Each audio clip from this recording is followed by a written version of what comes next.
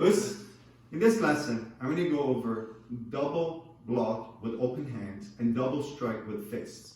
So it's going to go like this.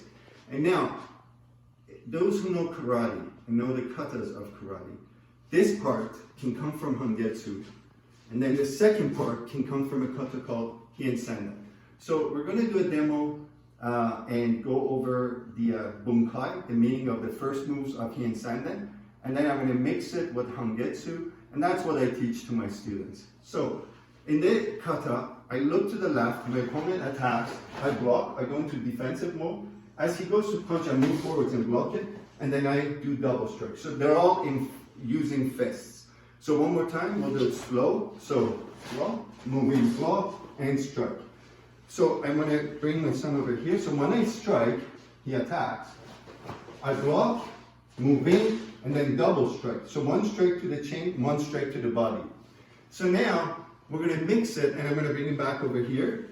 We're going to mix it by he or the opponent coming to grab me.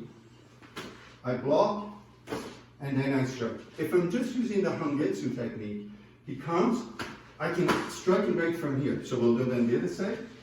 This technique is a little bit more advanced. So he comes, I block, and I strike with a palm strike.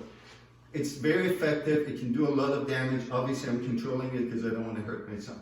Now, the way I teach it to my students is, when in a, let's say, self-defense scenario, he comes to grab me, I block, and I strike. Now, this strike down here is like a flicking strike. So when he comes, I hit. Now I'm controlling it, obviously, but if I hit really hard, his chin is going to drop and hit me in the knuckle. And that's the technique I wanted to go over. So for all my students and those who are learning this technique, if you haven't done it before especially, what I want you to do is do this as a drill and then this strike. So here and strike. So obviously there's a movement back and forth, almost like a wave. So take the energy back and strike. And that's what you want to practice on.